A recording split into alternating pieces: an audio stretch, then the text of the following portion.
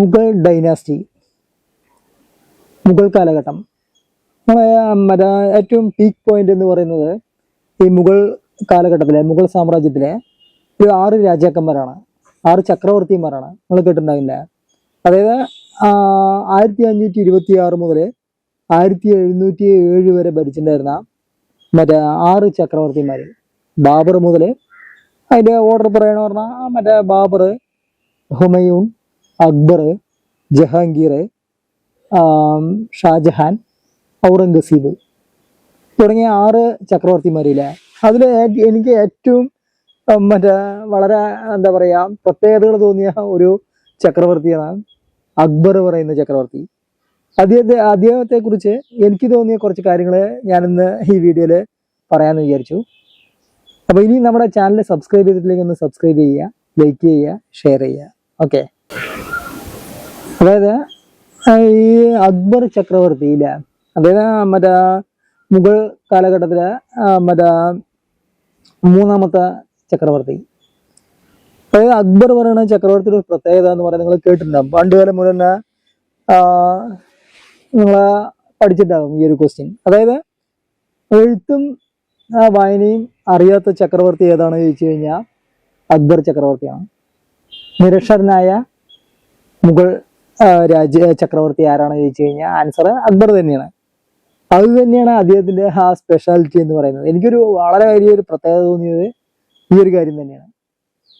അതായത് ഇത്രയും ചക്രവർത്തിമാരുണ്ടായിട്ട്, ഇപ്പൊ ബാബർ മുതൽ ഔറംഗസീബ് വരെയുള്ള 6 ചക്രവർത്തിമാരുണ്ടായിട്ടും ഈ 6 പേരിൽ മഹാനായ അക്ബർ എന്ന് അറിയപ്പെടുന്നത്, മഹാനായ എന്നുള്ള ആ പദം ഉള്ള ആ ഒരു പദവി അല്ലെങ്കിൽ ആ ടൈറ്റിൽ എന്ന് പറയുന്നത് അക്ബറിന് മാത്രമേ ഉള്ളൂ. അദ്ദേഹം ഒരു നിരക്ഷരനായിരുന്നു, എഴുത്തുമാനിയും പശുവിലായിരുന്നു. പക്ഷെ അദ്ദേഹത്തിന് വലിയൊരു ലൈബ്രറി ഉണ്ടായിരുന്നു. ഓക്കെ. അതിൽ ആ ലൈബ്രറിയിൽ ഒരു വലിയൊരു പണ്ഡിത സദസ് അദ്ദേഹത്തിന് ഉണ്ടായിരുന്നു. ആ പണ്ഡിതന്മാരുടെ അറിവുകൾ അദ്ദേഹം വളരെ ചെറുപ്പകാലം മുതൽ തന്നെ അവർ പറയുന്ന കാര്യങ്ങൾ വളരെ എന്താ പറയുക ഒരു ക്യൂരിയോസിറ്റിയോട് കൂടിയിട്ട് അല്ലെങ്കിൽ വളരെ ജിജ്ഞാസുവായിട്ട് അതെല്ലാം കേട്ട് ഗ്രഹിച്ചിട്ടുണ്ടായിരുന്നു. അതാണല്ലോ ഏറ്റവും വലിയ കഴിവെന്ന് പറയുന്നത്. ഈ വെറുതെ എഴുത്തും വായനയും പഠിച്ചിട്ട് വല്ല കാര്യമുണ്ടാ? പറയുന്ന കാര്യങ്ങൾ ഒരാൾ പറയുന്ന സമയത്ത് അത് ഉൾക്കൊള്ളാനും അത് ഗ്രഹിക്കാനുള്ള കഴിവാണല്ലോ വേണ്ടത്. അതാണല്ലോ എഴുത്തുമാനിയുടെ ഗുണം എന്ന് പറയുന്നത്. ഈ അക്ബർ എഴുത്തുമാനിയും ഔദ്യോഗികമായി പഠിച്ചിട്ടില്ല എന്ന് മാത്രമേ ഉള്ളൂ. ഈ എഴുത്തുമാനിയുള്ള വലിയ വലിയ പണ്ഡിതന്മാര് പറയുന്ന കാര്യങ്ങൾ ചെറുപ്പം മുതൽ തന്നെ അദ്ദേഹം വളരെ ശ്രദ്ധിച്ചിട്ടുണ്ടായിരുന്നു. അതുപോലെ തന്നെ അദ്ദേഹം ബാക്കിയുള്ള കല, സാംസ്കാരിക ഭരണ കാര്യങ്ങൾക്ക് വളരെയേറെ നിർലോഭമായ സംഭാവനകൾ അദ്ദേഹം നൽകിയിട്ടുണ്ടായിരുന്നു. ഇപ്പോൾ ഫോർ എക്സാമ്പിൾ ആ ലൈബ്രറിക്ക് വേണ്ടിയിട്ട്. അതുപോലെ തന്നെ അദ്ദേഹത്തിന് നിങ്ങൾ പഠിച്ചിട്ടുണ്ടാകും, അദ്ദേഹത്തിന്റെ മറ്റേ എന്താ പറയാ കൊട്ടാരത്തില് നവരത്നങ്ങൾ ഉണ്ടായിരുന്നു അല്ലേ. പിന്നെ അതുപോലെ തന്നെ ഒരുപാട് വിശാല മനസ്കതയായിരുന്നു. അതായത് അദ്ദേഹത്തിന്റെ മുത്തശ്ശൻ മറ്റേ ബാബർ പറഞ്ഞൊരു കാര്യം, മരിക്കാൻ കിടക്കുന്ന സമയത്ത് പറഞ്ഞൊരു കാര്യം, ഇവിടെ ബഹുഭൂരിപക്ഷം വരുന്നത് ഹിന്ദുക്കളാണ് അല്ലേ. അപ്പൊ അവരെ പിണക്കിയിട്ട് ഒരിക്കലും ഇവിടെ ഭരിക്കാൻ കഴിയില്ല എന്ന് ഉപദേശിച്ചിട്ടുണ്ടായിരുന്നു. അതിൻ്റെ അടുത്ത് 2ാമത്തെ ആള് ഹുമയൂണിന്റെ അടുത്ത്. പിന്നെ അദ്ദേഹത്തിന്റെ ഗ്രന്ഥങ്ങളിലും പറയുന്നുണ്ട് ഈ ബാബറിന്റെ. ഓക്കെ. അതെല്ലാം അനുവർത്തിച്ച് പോകുന്ന ആളുകളായിരുന്നു ഹുമയൂൺ മുതൽ ഏകദേശം മറ്റേ ഷാജഹാൻ വരെ. അത് തെറ്റിച്ചത് മറ്റേ ഈ ചക്രവർത്തിമാരിലെ അവസാന ഫേമസ് ആയ ഔറംഗസീബാണ്. ഔറംഗസീബ് ഒരു മത തീവ്രവാദിയായിരുന്നു. ഫണ്ടമെന്റലിസ്റ്റ് പറയില്ലേ, മതം എന്ന് പറഞ്ഞ ഒരു ചാകുന്ന വ്യക്തിയായിരുന്നു.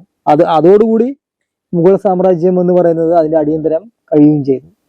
ഓക്കെ.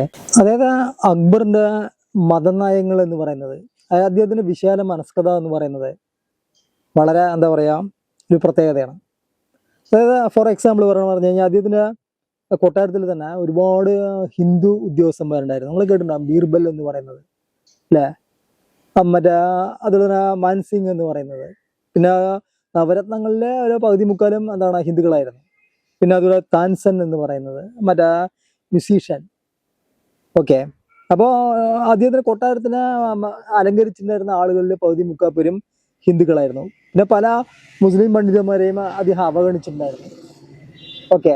പിന്നെ അദ്ദേഹത്തിന് ഏറ്റവും വലിയ അന്നത്തെ കാലഘട്ടത്തിലെ ഒരു പ്രത്യേകതയായിട്ട് എനിക്ക് തോന്നിയിട്ടുള്ളത് അതായത് ഇതൊക്കെ നടക്കുന്നത് 16ാം നൂറ്റാണ്ടിലാണ്. 1542 മുതൽ ഏകദേശം 1605 വരെയുള്ള കാലഘട്ടത്തിലാണ്, മറ്റേ 1606 വരെയാണ് മറ്റേ അക്ബറിന്റെ കാലഘട്ടം എന്ന് പറയുന്നത്.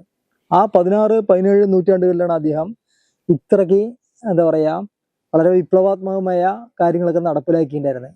ആലോചിച്ച് നോക്ക്, അന്ന് സയൻസ് ഇത്ര ഡെവലപ്മെന്റ് ഇല്ല, അല്ലെങ്കിൽ മറ്റ് എല്ലാ മേഖലകളിലും എന്താ പറയാ 700 വർഷങ്ങൾക്ക് മുമ്പാണ് ഈ കാര്യങ്ങൾ അദ്ദേഹം നടപ്പിലാക്കിയിട്ടുണ്ടായിരുന്നത്. ഓക്കെ, അതായത് ഈ അദ്ദേഹത്തിന്റെ മതനയം എന്ന് പറയുന്നത് മറ്റേ നമ്മൾ ഇന്നത്തെ കാലഘട്ടത്തിൽ പോലും ഈ മതം എന്ന് പറയുന്നത് അല്ലെങ്കിൽ വളരെയേറെ മറ്റേ പ്രശ്നങ്ങളായിരുന്നു അല്ലേ. അതായത് മതത്തിൽ തൊട്ട് കഴിഞ്ഞാൽ മൊത്തം പ്രശ്നങ്ങൾ ഉടലെടുക്കുന്ന കാലഘട്ടമാണ് ഇന്ന് 21ാം നൂറ്റാണ്ടിൽ പോലും. അപ്പൊ അന്ന് ഈ 500-600 വർഷങ്ങൾക്ക് മുമ്പ് അദ്ദേഹം പറഞ്ഞല്ലോ നേരത്തെ, നിരക്ഷരനായ ചക്രവർത്തിയാണെങ്കിലും അദ്ദേഹം ഭയങ്കര ജിജ്ഞാസുവായിരുന്നു, ഭയങ്കര ക്യൂരിയോസിറ്റി ഉള്ള ആളായിരുന്നു. അദ്ദേഹം മറ്റേ ഹിന്ദു പണ്ഡിതന്മാരെ വെച്ചിട്ട് ഒരുപാട് ചർച്ചകളും ഒരുപാട് കാര്യങ്ങളും അദ്ദേഹം പഠിച്ചിട്ടുണ്ടായിരുന്നു, അല്ലെ ഡിബേറ്റ് നടത്തിയിട്ടുണ്ടായിരുന്നു. അതുപോലെ തന്നെ മുസ്ലിം പണ്ഡിതന്മാരെ വെച്ച് ഒരുപാട് ഡിബേറ്റ് നടത്തിയിട്ടുണ്ടായിരുന്നു. മറ്റേ സിഖ് പണ്ഡിതന്മാരെ വെച്ചിട്ട് എല്ലാ സമസ്ത പണ്ഡിതന്മാരെയും വെച്ചിട്ട് അദ്ദേഹം ഒരു ഡിബേറ്റ് നടത്തുകയും അതിലൊന്നും അദ്ദേഹത്തിന് ഒരു സാറ്റിസ്ഫാക്ഷൻ കിട്ടിയിട്ടുണ്ടായിരുന്നില്ല. അദ്ദേഹം വീണ്ടും ഇങ്ങനെ അന്വേഷിച്ചുകൊണ്ടിരുന്നു എന്താണ് ശരിയായ ഒരു മതം, അല്ലെങ്കിൽ ശരിയായ ഒരു കാഴ്ചപ്പാട്, ശരിയായ ദൈവത്തിന്റെ ഒരു ചെറിയൊരു ഇത് എന്താണെന്ന് അദ്ദേഹം അന്നേ വളരെയേറെ ആലോചിച്ചിട്ടുണ്ടായിരുന്നു, അല്ലെങ്കിൽ അതിനെക്കുറിച്ച് ഗഹനമായി ചിന്തിച്ചിട്ടുണ്ടായിരുന്നു. അങ്ങനെ അദ്ദേഹം ഒരു സ്വന്തമായിട്ടൊരു മതം തന്നെ ഉണ്ടാക്കി അന്നത്തെ കാലഘട്ടത്തിൽ. ആലോചിച്ച് നോക്കി, ദിൻ ഇലാഹി എന്നാണ് ആ മതത്തിന്റെ പേര്. അതായത് ഹിന്ദു മതത്തിലെ പ്രധാനപ്പെട്ട കാര്യങ്ങൾ, അല്ലെങ്കിൽ ഇസ്ലാം മതത്തിലെ പ്രധാനപ്പെട്ട കാര്യങ്ങൾ, അല്ലെങ്കിൽ സിഖ് മതത്തിലെ പ്രധാനപ്പെട്ട കാര്യങ്ങൾ, മറ്റ് പ്രധാനപ്പെട്ട ബുദ്ധമതം, ജൈന മതത്തിലേക്ക് പ്രധാനപ്പെട്ട കാര്യങ്ങൾ എല്ലാം കൂടി ഉൾപ്പെടുത്തിയിട്ട് അദ്ദേഹം ദിൻ ഇലാഹി എന്നൊരു മതത്തിന് തന്നെ അദ്ദേഹം രൂപം കൊടുത്തു. ഓക്കെ, അതായത് എല്ലാ മതങ്ങളിലും ഉണ്ടല്ലോ, ഒരു ഏത് മതം ആയിക്കോട്ടെ, ഇപ്പോഴത്തെ കാലഘട്ടത്തില് ആ മതത്തില് ഒരു 0.5% നല്ല കാര്യം ഉണ്ടാവും, 99% എടുത്ത് വലിച്ചെറിയേണ്ടതാണ്. അത് ഹിന്ദു ആണെങ്കിലും മുസ്ലിം ആണെങ്കിലും ക്രിസ്ത്യാനി ആണെങ്കിലും സിഖ് ആണെങ്കിലും ഇല്ല, അതിൽ ആ ഒരു 0.5% നല്ല കാര്യങ്ങൾ മാത്രം അദ്ദേഹം എടുത്തിട്ടാണ് ഈ ദിൻ ഇലാഹി പറഞ്ഞ മതം അദ്ദേഹം രചിച്ചത്, ഉണ്ടാക്കിയത്. അപ്പൊ ആലോചിച്ച് നോക്കുക, അന്നത്തെ കാലഘട്ടത്തിൽ അതുകൂടിയാണ് നമ്മൾ മനസ്സിലാക്കേണ്ടത്. 600-700 വർഷങ്ങൾക്ക് മുമ്പ് എല്ലാ ആളുകളുടെയും എതിർപ്പുകൾ മാറ്റിവെച്ചിട്ട് രാജാവ് തന്നെ നടപ്പിലാക്കി. രാജാവിന്റെ കാലഘട്ടത്തില് ചക്രവർത്തിയുടെ ചക്രവർത്തി എന്നുള്ള രാജാവല്ലല്ലോ, ചക്രവർത്തിയിലെ, അതായത് ചക്രവർത്തിയുടെ കാലഘട്ടത്തില് ഈ മതത്തിലെ ഒരുപാട് പേര് എന്താ പറയാ ആകൃഷ്ടരായി അത് ദിനില്ലാഹിയുടെ മതം സ്വീകരിക്കുകയും ചെയ്തു. അദ്ദേഹത്തിന്റെ കാലഘട്ടത്തിന് ശേഷമാണ്, അദ്ദേഹത്തിന്റെ പീരീഡ് കഴിഞ്ഞതിന് ശേഷമാണ് ഈ മതം ഇല്ലാതായത്. പിന്നെ ബാക്കിയുള്ളവരൊക്കെ കുറച്ച് മത ഇതായിരുന്നു, കൂടുതൽ മത തീവ്രതയുള്ള ആളുകളായിരുന്നു. മീൻസ് ഔറംഗസീബ്. അതോടുകൂടിയിട്ട് മുഗൾ സാമ്രാജ്യത്തിന്റെ അന്ത്യമാവുകയും ചെയ്തു. പറഞ്ഞു വന്നത് ഇതാണ്, അതായത് ദിൻ ഇലാഹി എന്ന് പറയുന്ന ഒരു സ്വതന്ത്ര മതം തന്നെ, അല്ലെങ്കിൽ സ്വതന്ത്ര ഒരു ഇത് തന്നെ, ഒരു ദൈവത്തിന്റെ കാഴ്ചപ്പാട് തന്നെ അദ്ദേഹം ഉണ്ടാക്കി. അപ്പൊ അത് ഒരു വലിയൊരു പ്രത്യേകത തന്നെയാണ് അല്ലേ. അപ്പൊ അന്ന് അക്ബറിന്റെ മറ്റൊരു പ്രത്യേകത എന്ന് പറയുന്നത് ഈ മിശ്ര വിവാഹമായിരുന്നു. അതായത് ഇന്ന് ആധുനിക സയൻസ് അടക്കം പറയുന്നത് എന്താണ്, ഈ സ്വന്തം സമുദായത്തിൽ നിന്ന് എടുക്കാതെ മറ്റ് ഭാഗത്ത് നിന്ന് എടുത്തു കഴിഞ്ഞാൽ, വിവാഹം കഴിച്ചു കഴിഞ്ഞാൽ കുട്ടി എന്ന് പറയുന്നത് വളരെ ആരോഗ്യം ഉണ്ടാകുന്നതാണ് ആധുനിക സയൻസ് പഠിപ്പിക്കുന്നത്. അപ്പോൾ അത് അക്ബറിന് വിവരമില്ലെങ്കിലും നല്ല ബോധം ഉണ്ടായിരുന്നു. മിശ്ര വിവാഹം അദ്ദേഹം ഭയങ്കരമായിട്ട് പ്രോത്സാഹിപ്പിച്ചിട്ടുണ്ടായിരുന്നു. അക്ബറിന്റെ ഔദ്യോഗിക രേഖകൾ അനുസരിച്ച് ഏകദേശം 54ഓളം വിവാഹം കഴിഞ്ഞ ആളാണ്. അതിൽ പകുതി മുക്കാലും ഹിന്ദു യുവതികളായിരുന്നു കേട്ടോ. അപ്പോ അത് മനസ്സിലാക്കിയിട്ട് അദ്ദേഹം ഈ മിശ്ര വിവാഹം വളരെയേറെ പ്രോത്സാഹിപ്പിച്ചിട്ടുണ്ടായിരുന്നു. അപ്പൊ അത് അതിനേക്കാൾ ഒരു വിപ്ലവകരമായ ഒരു തീരുമാനമായിരുന്നു അല്ലെ അന്നത്തെ കാലഘട്ടത്തില്. അപ്പൊ അതിലും അദ്ദേഹം എന്താ പറയാ, ഈ നിരക്ഷരനായ എന്നുള്ളതിന്റെ അതിനേക്കാൾ സാക്ഷരനായ ചക്രവർത്തിമാരെക്കാൾ കൂടുതൽ ഓവർടേക്ക് ചെയ്തു എന്നാണ് പറഞ്ഞു വരുന്നത്. അപ്പോ അക്ബർ എന്ന് പറയുന്നത് ഒരു ഒന്നൊന്നര സംഭവം തന്നെയാണെന്ന് ഇപ്പൊ മനസ്സിലായില്ലേ. അപ്പോ അക്ബറിന്റെ ഈ നയങ്ങളൊക്കെയാണ് സത്യം പറഞ്ഞു കഴിഞ്ഞാൽ അദ്ദേഹത്തെ ഈ മുഗൾ ചക്രവർത്തിമാരുടെ ഇതിൽ നിന്ന് മറ്റുള്ളവരിൽ നിന്ന് ഡിഫറൻ്റ് ആക്കുന്നതെന്നാണ് പറഞ്ഞു വരുന്നത്. അപ്പോൾ ഈ വീഡിയോ നിങ്ങൾക്ക് തീർച്ചയായിട്ടും ഇഷ്ടപ്പെട്ടിട്ടുണ്ടാകുമെന്ന് വിചാരിക്കുന്നു. അപ്പോൾ ഇനിയും നമ്മുടെ ചാനൽ സബ്സ്ക്രൈബ് ചെയ്തിട്ടില്ലെങ്കിൽ ഒന്ന് സബ്സ്ക്രൈബ് ചെയ്യുക, ലൈക്ക് ചെയ്യുക, ഷെയർ ചെയ്യുക.